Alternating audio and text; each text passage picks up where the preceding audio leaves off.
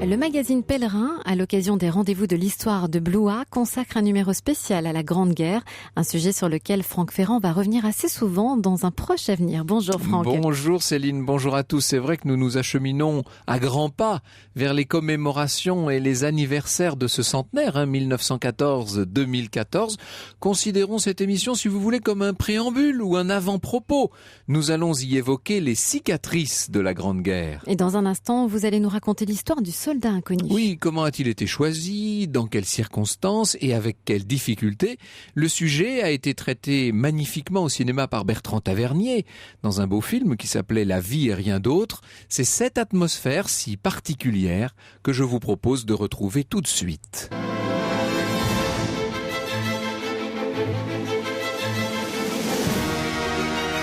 Europe 1,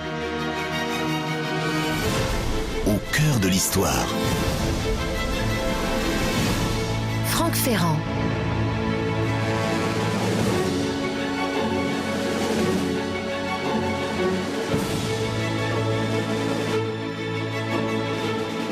Il y a 50 ans, pour ce qui était alors le cinquantenaire de la Grande Guerre, le général Weygand écrivait « Donner une tombe insigne à un combattant anonyme qui serait le fils de toutes les mères qui n'ont pas retrouvé leur fils ». L'idée prit naissance en France, c'est en ces termes émouvants dans leur simplicité qu'un homme de cœur la formula et la répandit.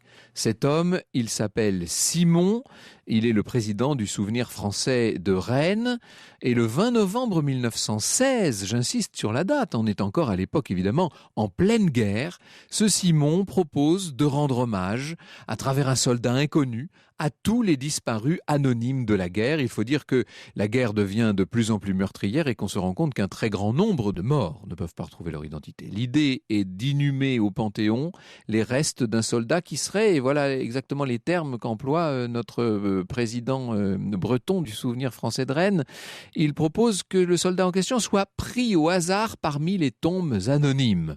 L'idée va faire son chemin, évidemment. En 1918, le président de la Société française de Berne, monsieur Cressitz, et puis, j'ai envie de dire surtout, parce qu'il va faire beaucoup de bruit autour de cette idée, Maurice Monoury, qui est le député d'Eure-et-Loir, vont revenir sur ce projet, mais dans un premier temps, on peut dire que tout le monde se montre assez dubitatif. Et c'est en 1919 qu'une nouvelle demande est formulée à l'occasion du célèbre défilé de la Victoire. Vous savez, le défilé du 14 juillet 1919.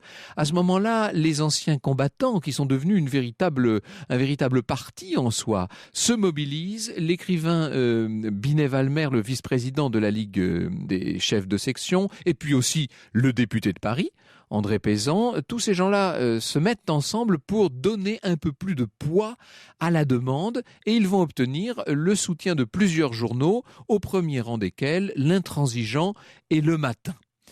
La même année, le journal Le Poilu, lui, s'était montré particulièrement réticent à cette idée. L'ex-poilu de deuxième classe, militant socialiste de première classe, si je puis dire, et directeur du journal Le Poilu, il s'appelle Raphaël Ferrotin, a demandé aux autorités, je cite, de ne pas toucher aux morts. Vous feriez mieux, écrit l'éditorialiste, vous feriez mieux de prendre une pelle et une pioche et d'aller enterrer dignement ceux qui attendent encore à Verdun et en Champagne qu'on leur assure la paix éternelle. Et puis, méfions-nous, nous ne voulons pas qu'au nom de ces morts, vous fassiez oublier les vivants. Il ne faut pas oublier que les revendications des anciens combattants d'alors sont très importantes. On demande des primes, on demande des pensions, et non pas forcément, ou en tout cas non pas uniquement, de grandes cérémonies commémoratives. C'est intéressant de voir comment les Anglais, de leur côté, font le chemin inverse, puisque l'idée est venue plus tard en Angleterre, mais elle a été immédiatement acceptée, admise. En octobre 1920, le Parlement anglais décrète que l'inhumation d'un soldat inconnu aura lieu le 11 novembre en l'abbaye de Westminster. Et alors là, en Angleterre, autant en France le sujet fait débat, autant en Angleterre c'est l'unanimité autour de ce projet. Depuis le début de la guerre, disons-le, on n'a cessé de chercher à rendre hommage à ceux qui sont tombés au champ d'honneur. Dès le 31 décembre 1914, alors que la France a déjà perdu plus de 350 000 hommes, plusieurs décisions vont être prises pour essayer de rendre hommage à ceux qui sont en train de se battre pour le pays. On a évidemment un certain nombre de projets, notamment de tombes commémoratives, collectives, etc., qui vont voir le jour dans tout le cours de l'année 1915. La grande notion, c'est c'est la notion de mort pour la France. Le 2 juillet 1915, la République institue, je cite, « l'honneur du nom de celui qui a donné sa vie pour le pays ». Il va néanmoins falloir attendre le 28 février 1922 pour voir naître la mention « mort pour la France », avec des conditions d'attribution qui sont évidemment très strictes. Ne bénéficie pas, si j'ose dire, à titre posthume de cette appellation n'importe qui. Il faut que ça ne concerne que des combattants qui sont tués à l'ennemi et qui l'ont été pendant la période officielle des hostilités, c'est-à-dire du 2 août 1914, ça c'est une date que personne ne contestera, jusqu'au 24 octobre 1919. Et ça, c'est déjà plus étonnant. Pourquoi le 24 octobre 1919 ? Eh bien, c'est l'apparition au journal officiel du décret déclarant la fin officielle des hostilités. Vous voyez qu'on est quand même plusieurs mois après le traité de paix. Par ailleurs, en dehors de cette mention mort pour la France, on a vu naître des livres d'or. Dès le 8 octobre 1914, une première liste du livre d'or de l'université est publiée dans le bulletin administratif du ministère de l'Instruction publique. Il s'agit de rendre hommage aux soldats morts pour la France. On va voir se multiplier également les plaques un peu partout. Et puis, on commence à s'interroger sur le sort des champs de bataille qui deviennent des lieux historique en quelque sorte, et ça nous allons y revenir pendant tout le cours de cette émission évidemment, ce que vont devenir les champs de bataille, avec notamment le travail de la commission des vestiges et souvenirs de guerre qui va constamment examiner les lieux et décider du classement d'un certain nombre de ces champs de bataille. Vous verrez qu'en vérité assez peu ont été classés, mais enfin je ne veux pas déflorer ce que nous dirons tout à l'heure. C'est dans cette logique d'hommage que s'inscrit évidemment en 1919 le principe de commémoration pour les soldats, cette idée française de donner une tombe à un combattant anonyme, un combattant qu'on n'a pas pu identifier, et à travers lui, bien entendu, ce sont tous les autres qu'il s'agit d'honorer. Europe 1, 14h, 15h. Au cœur de l'histoire. Franck Ferrand. Et on continue à découvrir avec vous, Franck Ferrand, l'histoire du soldat inconnu. C'est en 1920 qu'on va donc honorer le soldat qu'on va choisir d'abord, et pour la première fois honorer le soldat inconnu. Et dès septembre de cette année-là, on commence à penser à la célébration du cinquantenaire de la République. Et oui, il ne faut pas oublier que la Troisième République est née sur les décombres de Sedan en 1870, et donc on est en train de fêter le 50e anniversaire de cette République. Et l'on choisit pour le faire la date du 11 novembre qui a été celle de l'armistice. Fin octobre, un certain nombre de personnalités vont essayer de profiter de la circonstance et vont demander que, à l'occasion de cette fête du 11 novembre, on mette en avant le soldat inconnu. Le président du Conseil, Georges Legge, à l'époque, n'est pas favorable à cette idée parce que, pour lui, le 11 novembre doit être un jour de joie, un jour de liesse collective et non pas un jour de recueillement et de commémoration funèbre. Finalement, mais très tardivement, tout début novembre, aussitôt après la Toussaint, il finit par plier, et il ne plie que sous la pression de l'opinion, c'est-à-dire qu'il s'agit surtout d'éviter des manifestations massives d'anciens combattants qui commencent à très mal prendre les réserves du gouvernement. Or, justement, ce 3 novembre 1920, le gouvernement choisit, pour dernière demeure du soldat inconnu, choisit le Panthéon. Et là encore, ça ne fait pas l'unanimité. On est en France, que voulez-vous ? Voici ce qu'écrit Henri de Jouvenel dans Le Matin. « Ne l'enfermez pas, ce soldat, dans la froide solitude de ce monument devant lequel le visiteur hésite. Portez-le au sommet de l'avenue triomphante, au milieu de ces 4 arches ouvertes sur le ciel. Laissez le Panthéon aux écrivains, aux savants, aux hommes d'État. » Et c'est une opinion qui est largement partagée, au point que le 8 novembre, le gouvernement finisse par revenir sur sa décision et accepte que la dépouille du soldat inconnu soit donc inhumée sous l'Arc de Triomphe. Évidemment, il est prévu néanmoins de faire une célébration au Panthéon. Le soldat inconnu doit être accompagné par le chœur de Gambetta avant d'aller à l'Étoile. Mais ça ne passe pas évidemment, parce que Gambetta n'est pas une personnalité consensuelle. Il s'en faut de beaucoup. L'idée de célébrer dans un même jour les morts anonymes et d'une façon plus générale tous les morts mort du dernier conflit et puis les 50 ans de la République, cette idée ne passe pas du tout. Elle voit se hérisser contre elle toute une partie de l'opinion et finalement donc le gouvernement décide de bien dissocier les deux événements. Néanmoins, c'est bien le 11 novembre 1920 que sera inhumé ce soldat inconnu. Alors il reste à le choisir, il reste à le désigner, ce soldat inconnu.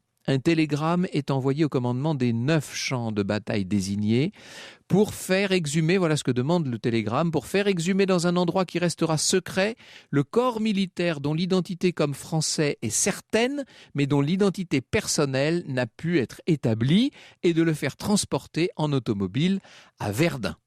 Ça pose toutes sortes de difficultés, vous pouvez l'imaginer, voyez le travail à la fois fastidieux et assez terrible, bien entendu, qui incombe aux responsables des différents champs de bataille. On ouvre les tombes, des milliers de corps gisent entremêlés, des cadavres français et allemands parfois mélangés, il faut bien le dire, ou d'autres nationalités, bien entendu.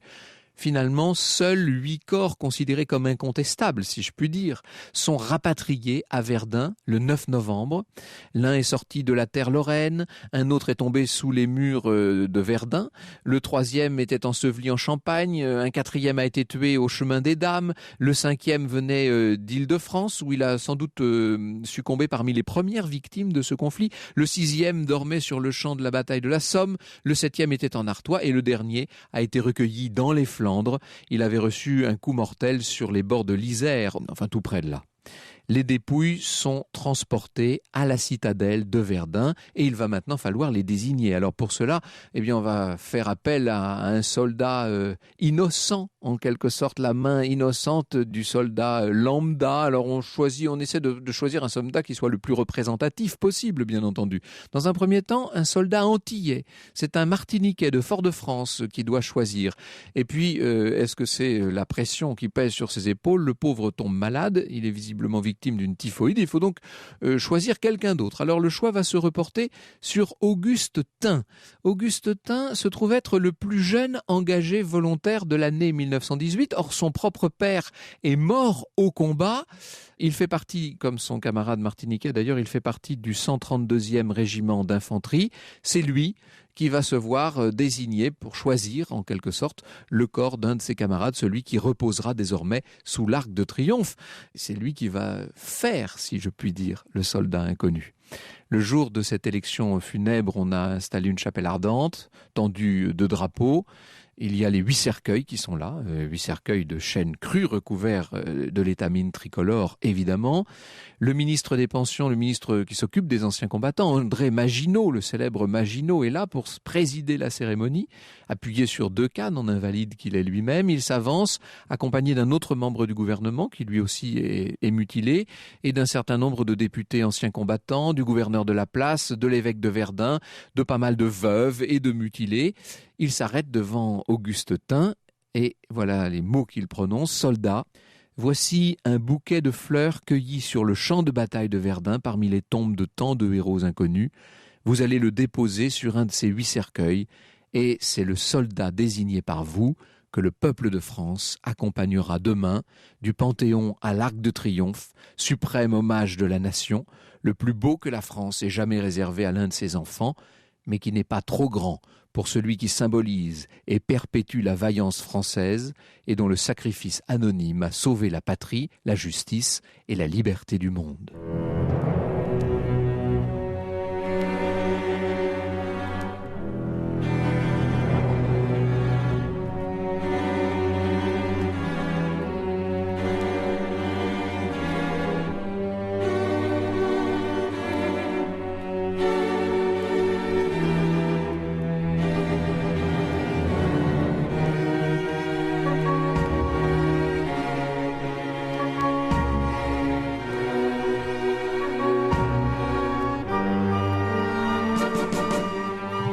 On écoutait Oswald Andreas, un extrait du générique du film La vie et rien d'autre, film de Bertrand Tavernier sorti en 1989.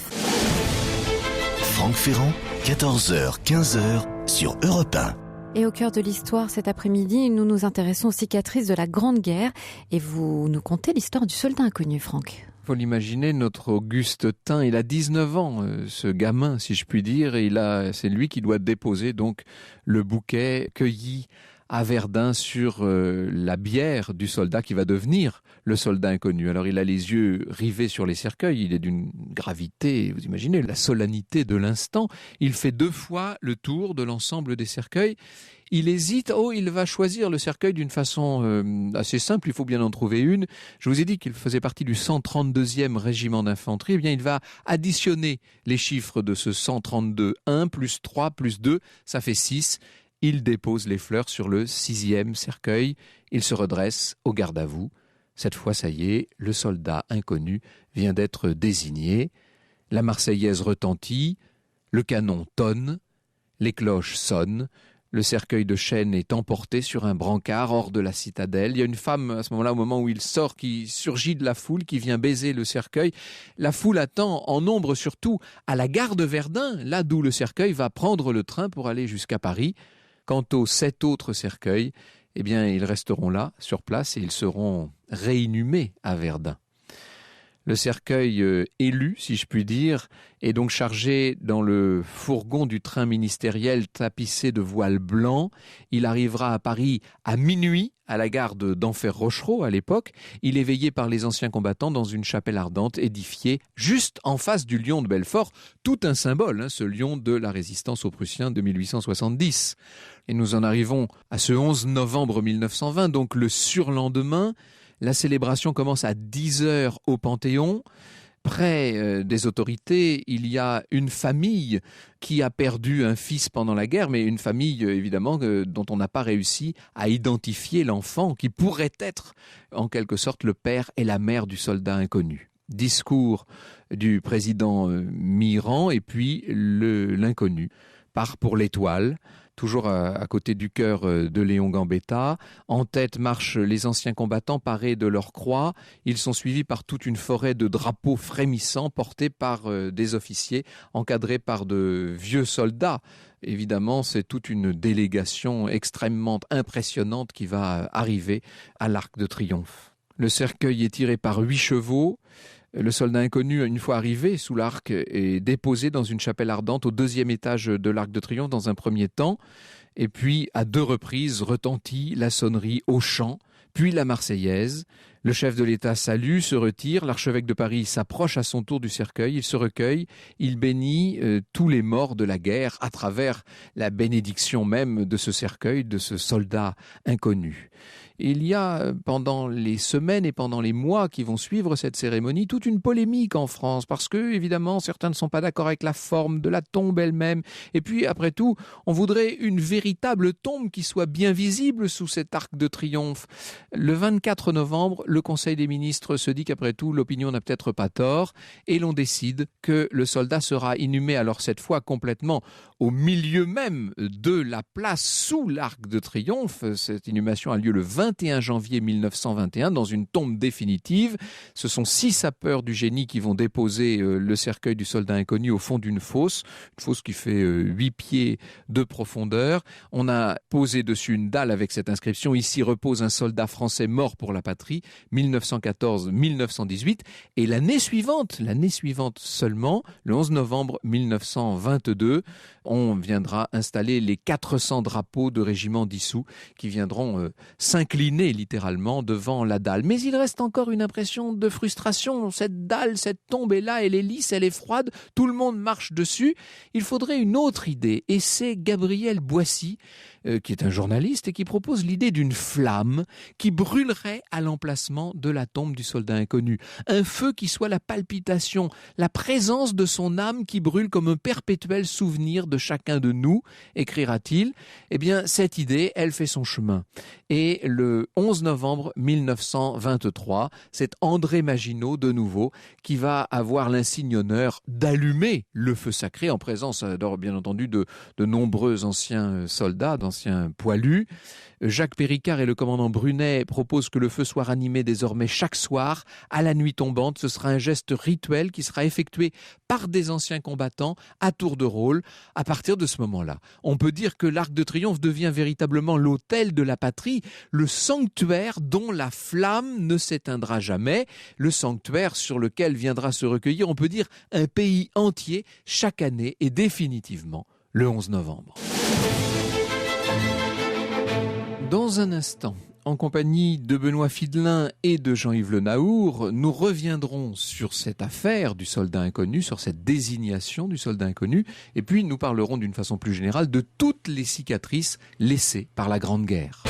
Europe 1, au cœur de l'histoire. Et on vous retrouve Franck Ferrand avec vos invités. Benoît Fidelin, grand reporter au magazine Pèlerin, qui consacre son numéro du 10 octobre en kiosque au magazine aux cicatrices de la Grande Guerre justement, ainsi que Jean-Yves Le Naour, docteur en histoire, spécialiste de la Première Guerre mondiale.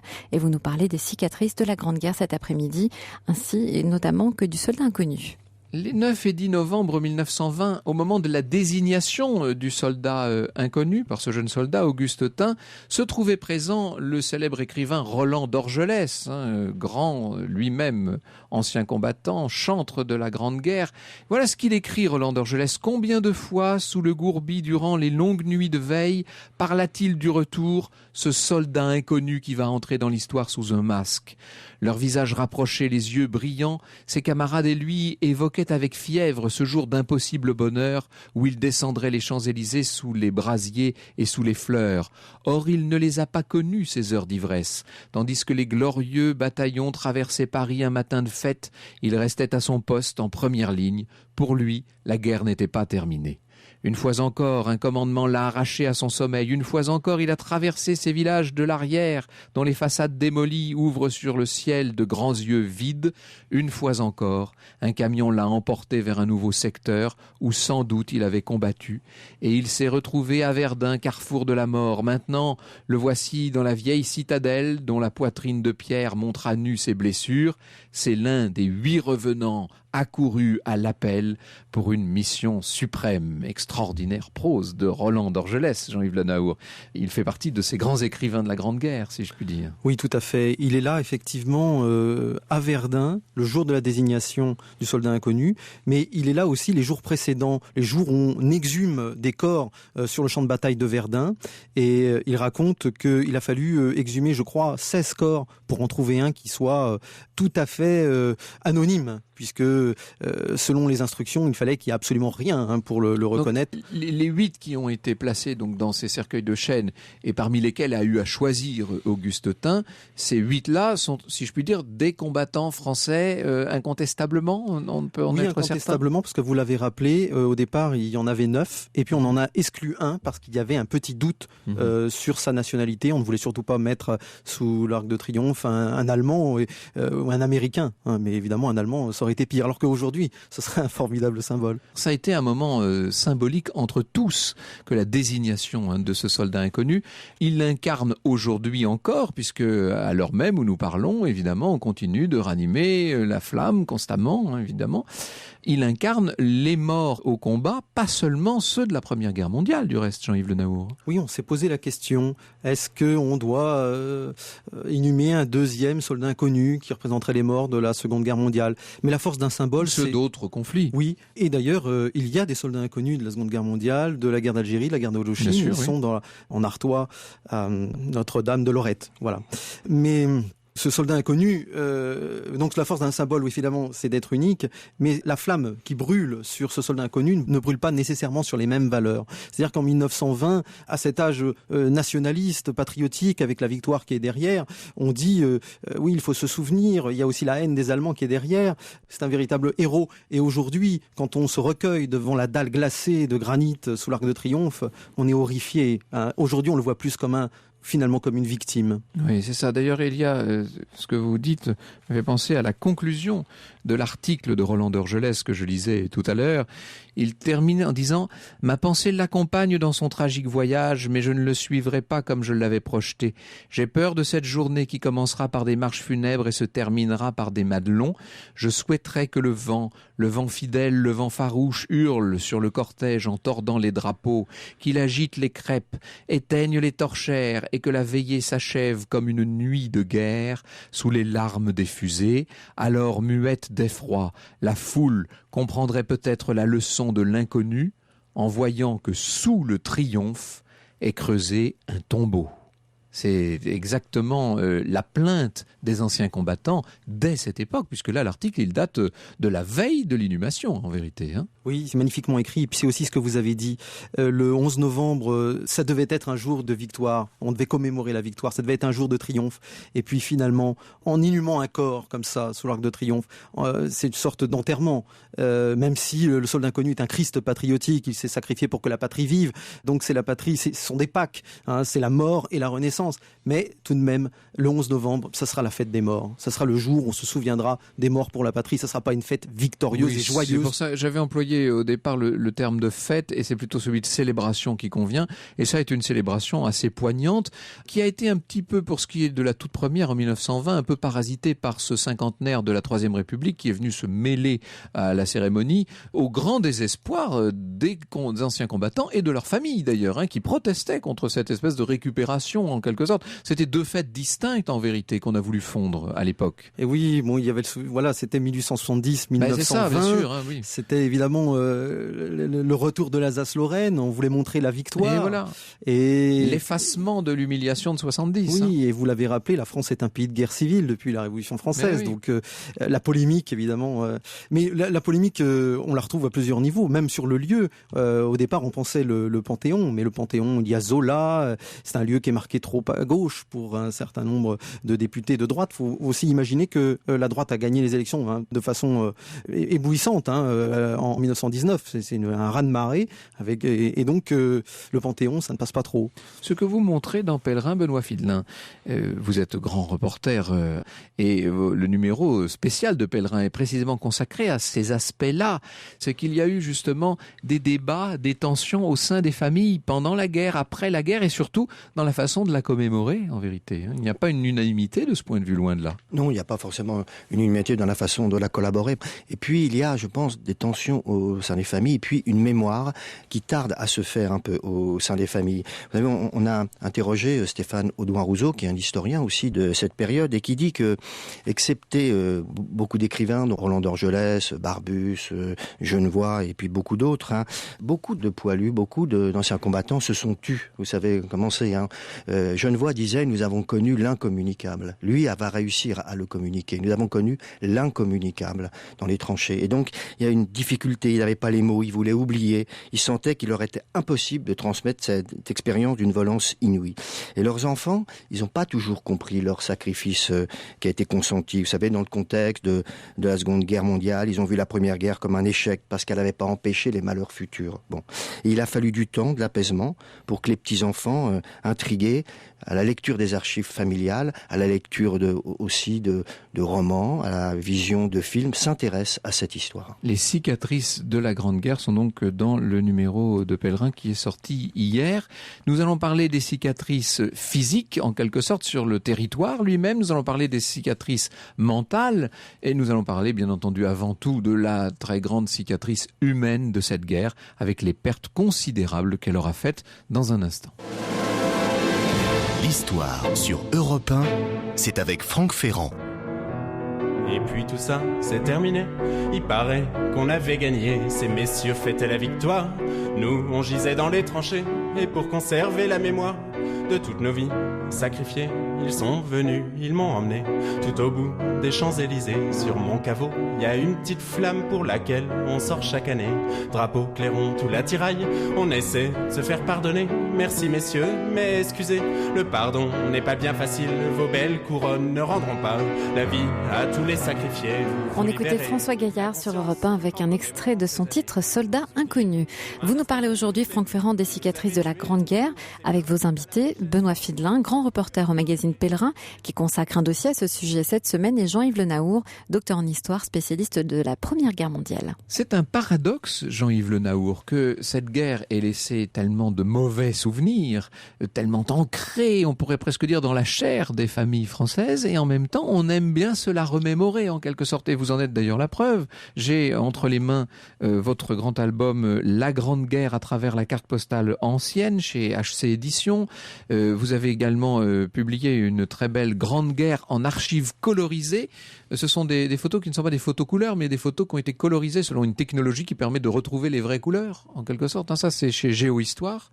Et puis, on pourrait citer un grand nombre d'autres ouvrages. Je le ferai d'ailleurs, j'en citerai un certain nombre à la fin de cette émission, qui prouvent bien qu'il y a bien plus qu'une curiosité et un intérêt, il y a une très grande attention des Français à cette mémoire qui reste très vive en vérité. Les blessures sont à vif encore ? Pas tout à fait. Il s'agit d'autre chose. Je pense que les blessures étaient vives dans l'entre-deux-guerres, où la société est écrasée par le poids des morts. Il a fallu attendre, on peut dire, la libération en 1944 pour que le deuil social disparaisse, que la France retrouve de l'optimisme, vraiment se tourne vers l'avenir. Alors que en 1919, elle était écrasée, elle regardait vers le passé, qu'elle appelait d'ailleurs Belle Époque.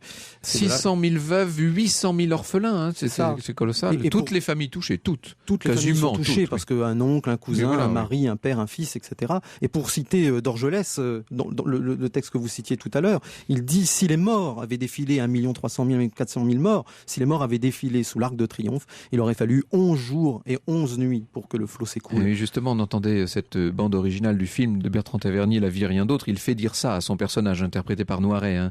Si l'on avait, dans les conditions réglementaires de défilé, laissé passer toutes les victimes de cet épouvantable conflit, leur défilé n'aurait pas duré moins de 11 jours et 11 nuits. Ça donne une idée de la foule immense des victimes de la guerre, bien entendu.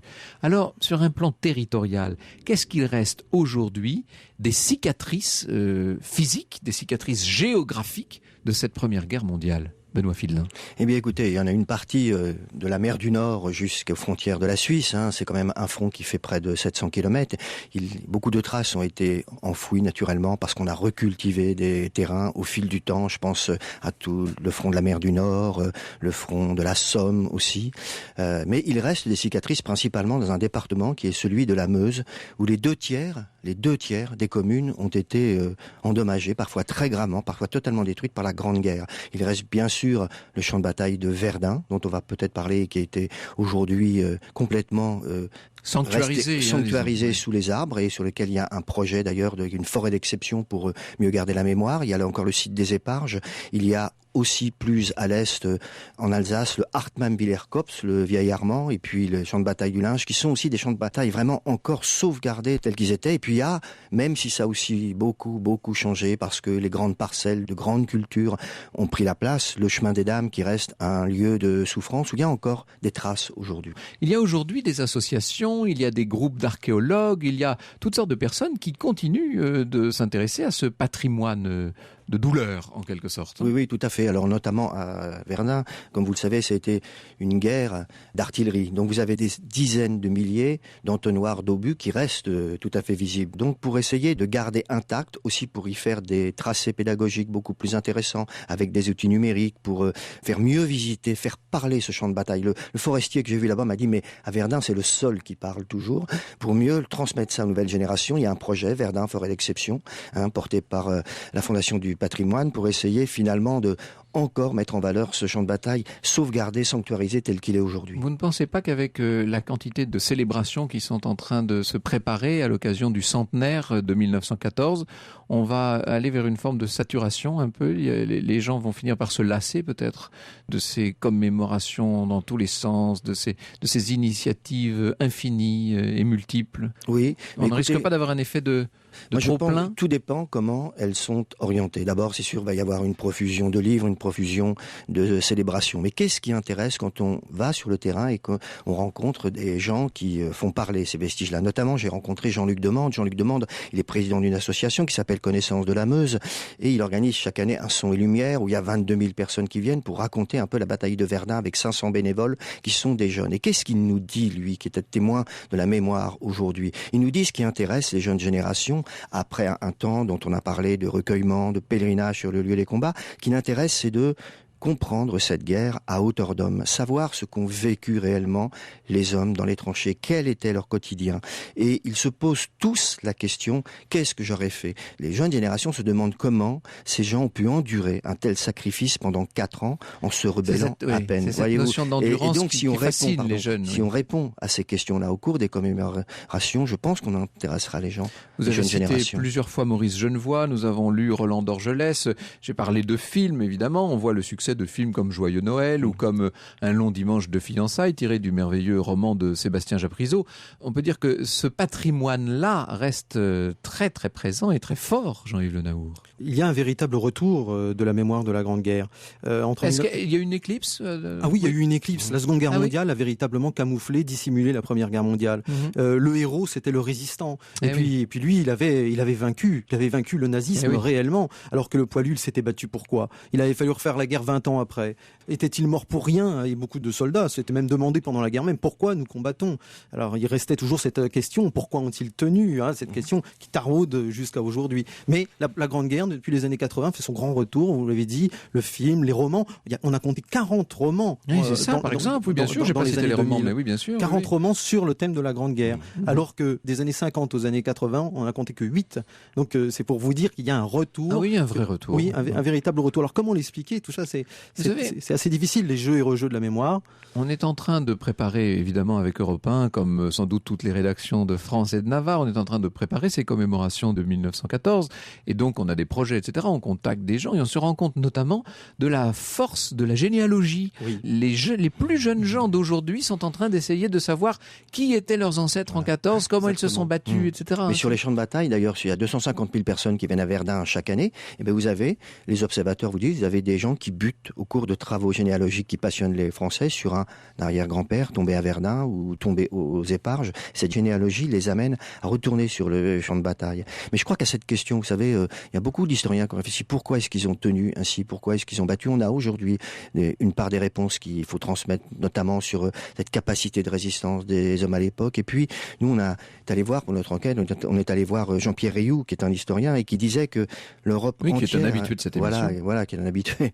Et qu'ils étaient persuadés quand même que cette guerre serait la dernière, parce qu'en chassant Guillaume II, ils établiraient les conditions d'une paix universelle basée sur la démocratie. Et ça, c'était quand même quelque chose qui sans souder complètement les gens au cours du oui, je pense que ça ne concernait pas tous les poilus dans toutes les tranchées, mais enfin, il y avait sans doute cette idée-là. Était très fort et explique le consentement. Excusez-moi, mais c'est vraiment l'idée au départ. Et c'est vrai qu'en 1916-1917, ça s'était soufflé. Les grands idéaux ont été salis par la boue des tranchées, et puis le thème de la guerre contre la barbarie ne pouvait plus être valide à partir du moment où on avait compris que la guerre, c'était la barbarie. La Grande Guerre à travers la carte postale ancienne de Jean-Yves Le Naour, c'est aux éditions HC. Et puis également La Grande Guerre en archives colorisées, une Grande Guerre que vous racontez chez Géohistoire. Il y a un livre chez Perrin également qui doit sortir bientôt. 1915. Je citerai également c'est la suite. Entre 1914 et 1916, vous avez écrit un 1915, c'est une bonne idée. La Grande Guerre en relief 14-18, c'est aux éditions Les Arènes. Et ça, c'est sous la direction de Jean-Pierre Vernet, c'est un livre européen. De même d'ailleurs que sous la direction de Jean-Noël Jeanneney, Jour de guerre, 1914-1918, les trésors des archives photographiques du journal Excelsior, également aux éditions Les Arènes. Et puis donc, c'est dans le numéro de cette semaine de Pèlerin qu'on retrouve cette grande enquête sur les cicatrices de la Grande Guerre. Merci beaucoup, messieurs. Europe 1, au cœur de l'histoire. Retour aux origines. Et vous répondez aujourd'hui, Franck, à la question d'Oumi via Twitter qui nous demande quelle est l'origine du mot hockey. Alors oui, Oumit nous demande via Twitter l'origine du mot hockey, enfin de l'acronyme, ou je ne sais pas comment dire, de l'expression hockey. C'est vrai qu'on l'utilise beaucoup, et notamment on l'utilise beaucoup sur les réseaux sociaux et via les SMS, cette expression, ce hockey. Moi-même, j'en fais peut-être un trop grand usage du reste. Alors, il y a plusieurs possibilités.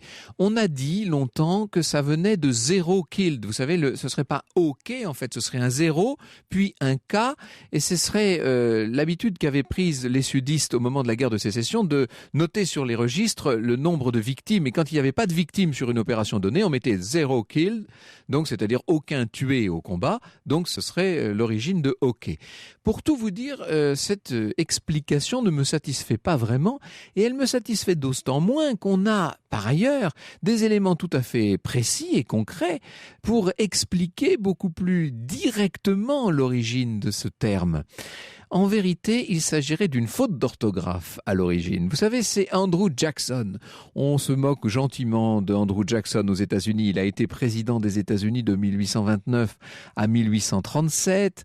Il avait été un héros de la Seconde Guerre d'indépendance. C'est un personnage très important. Et en 1790, dans un rapport, il aurait écrit « all correct ». Sauf qu'au lieu d'écrire « all correct » à 2 L et plus loin « correct », il aurait écrit ça « O 2 L ». Correct avec un K, K-O-2-R-E-C-T. Alors évidemment, ça s'est su en 1859 et c'est devenu une véritable plaisanterie universelle. On en a parlé partout. Ça a eu beaucoup de succès, cette histoire, et on s'est mis par dérision à écrire partout all correct, O K.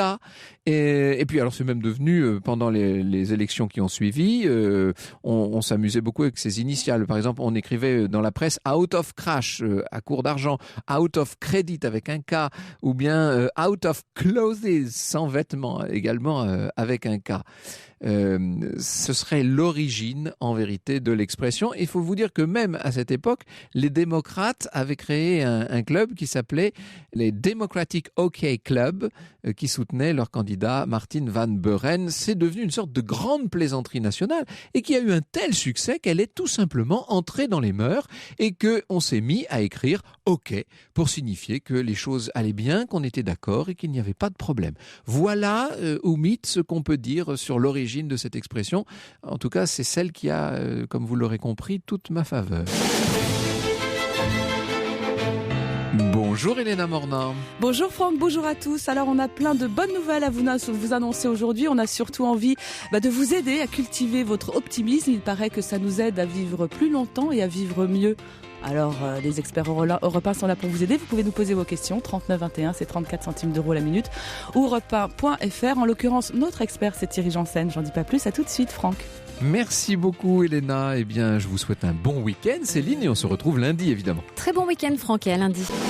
Franck Ferrand sur Europe 1, au cœur de l'histoire, au cœur de l'histoire, au cœur de l'histoire, au cœur de l'histoire, au cœur de l'histoire, au cœur de l'histoire, au cœur de l'histoire, au cœur de l'histoire, au cœur de l'histoire.